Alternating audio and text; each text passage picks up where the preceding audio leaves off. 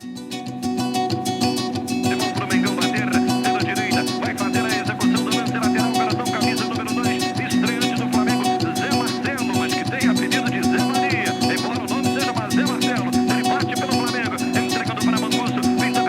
no tienes la culpa, mi amor, que el mundo sea tan feo.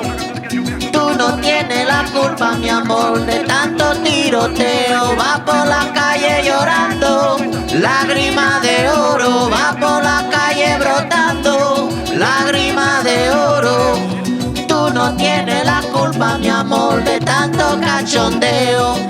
Tú no tienes la culpa, mi amor, vámonos de jaleo. Ay, por la calle llorando, lágrimas de oro. Ay, por la calle brotando, lágrimas de oro.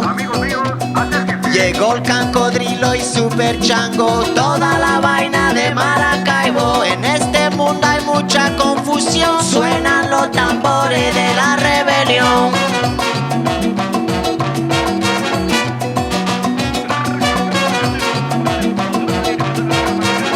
Suena mi pueblo, suena la razón, suena el guaguancó. Well, my name is Kevin Neff. I'm originally from Wisconsin, Racine, Wisconsin. I came out here in the Navy in 1988, and a couple years later I didn't know what I was getting into, and I came down here through my future brother-in-law, and needless to say, God rocked my world that day. I came in here and I didn't like kids. I was an alcoholic, and my dad was an alcoholic, and because of him, I didn't know exactly why I didn't like kids, but I just knew I didn't want to raise up my kids like my dad treated me.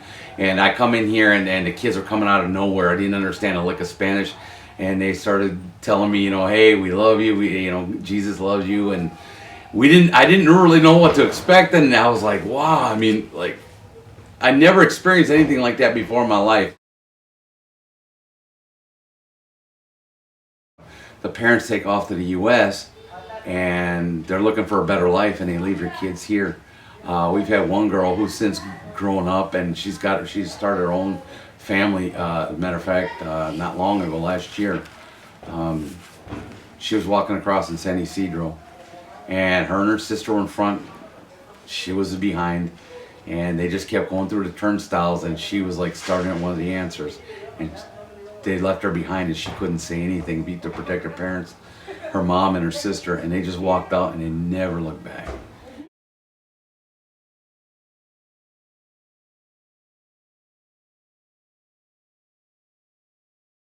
And the drug cartels, you've heard about the violence in the last years. What they're doing is that they're targeting the best and the brightest children from orphanages, because they join so quickly, and they can go they're like the moles in spy movies, and it's really hard to detect them. We just found out about that tactic. We don't know, because sometimes when the kids go away, we never hear about them. But the typical, I want my girlfriend, they won't let me, they tell me I gotta study, I don't need to study because my parents didn't study, neither should I. You're always gonna have that typical attitude. But it was very alarming when we found that out, because I guess in the central and Ciudad Juarez, it's very, very rampant out there. And we heard about it, and we didn't want to take any chances with that.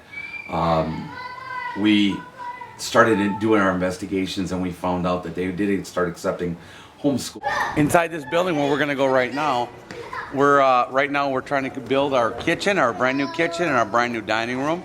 The second floor, which we're already starting to use, but it needs a lot more love and a lot more attention, is our school. We have our own school on the premises, and the third floor is our multi-purpose room. Whenever it rains and whenever we watch movies or do anything extra, we celebrate Christmas, we all do it inside the dining room right now. So we're trying to change all that and try to make it more of a home. So we're going to go inside the new building right now, and we're going to show you around a little bit. Everything's temporary. You got one outlet, light, chalkboard. There's a Christian online program that they have a live chat and everything. They're actually doing their junior high school here. And again, nobody's wanted to run away. Nobody wanted to do drugs. Nobody wanted to be affiliated with a gang. And long story short, the grades are way up there. Well, I mean, almost double. They were getting 5s and 6s in school. Now they're staying up right up there at 8, 9s, and 10s. Thank you. Everything you see, everything's donated. You see them old fax machines, old copiers, man. But they're still. And stuff like that. What is Yes, something that our needs vary. They vary. Like right now, we need money. Money's very hard to come by. We get a lot of in-kind donations, and which we also need. I mean, whatever you think about, in an average household, what do you actually go through? You go through laundry detergent, you go through dish soap, you go through underwear, you go through socks, shoes, how many shoes you buy for kids. We're always in constant need. There's just some things will never change. Good mops, good mop buckets, brooms. I can't even tell you how many thousands of dustpans we go through in this place. We just got the like flathead shovels. That's what we're using now because they just last longer. Those kind of needs don't never change. But really, I know it's kind of sad, but we really need cash donations because that's what really makes the world go round. And we need cash to keep the building going, to finish up the school, to finish up everything. And so when we do get it, because it's so sparse and we never know when we're going to get it, we have to keep changing things. That's why you see some areas look finished and some areas don't. It's like whatever's the most important and stuff like that. Our electric bill, as I was pointing out a little while ago, we got our transformer up there. Now we're paying industrial rates. So instead of paying $1,000 a month, we're down to about $600, $650 a month. It's 100% donation here. We get no help from anybody. So even if it's like $20 a month, if you go onto our website or whatever, $20 a month, as long as we could depend on that, it would help to breathe easier. It doesn't matter if it's thousands of dollars. It's just something steady. That's the hardest thing in these days because everybody's like, well, I got to do this and I got to do that, and it's very hard because, we're looking for the marathon people, not the sprinting people. And, quite frankly, that would be our biggest need.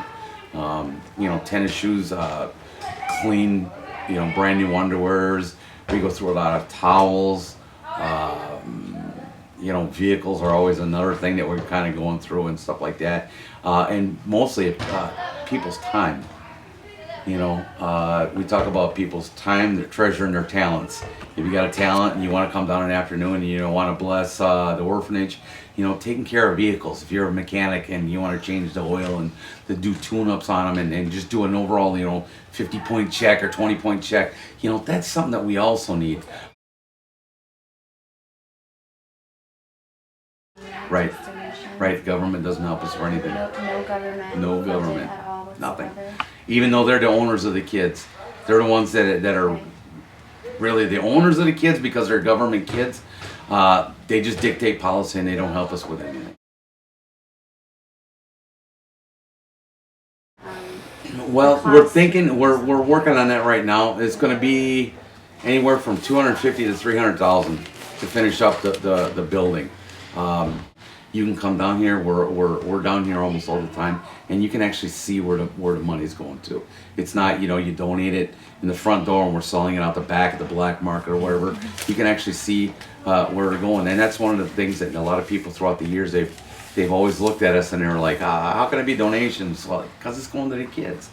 No. You guys are gringos and you got lots of money. That's not true. It's simply not true.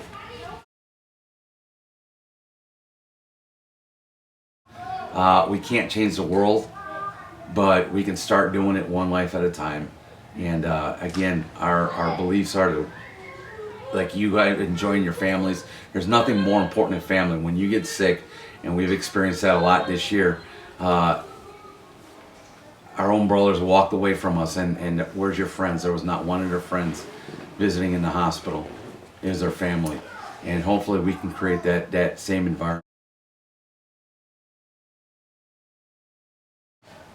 My wife and I were very honored and very privileged to be here, and I just want to thank you for everything that you guys are going to do.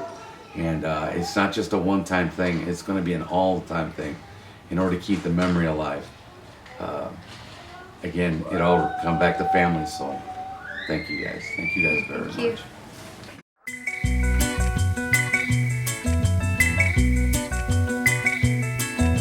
Tonight, tonight, it's a long, long night. Tonight, tonight, it's a long, long night. Can't you hear me, mama call?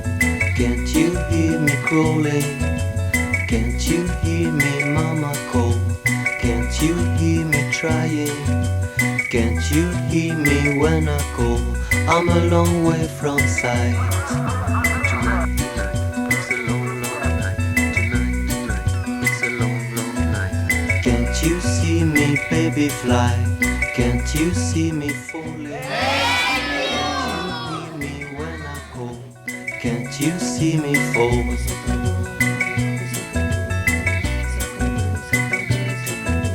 Can't you hear me, mama call? Can't you hear me, mama call? Tonight, tonight, it's a long, long night. Tonight, tonight, it's a long, long night. Can't you hear me, mama call? Can't you hear me crawling?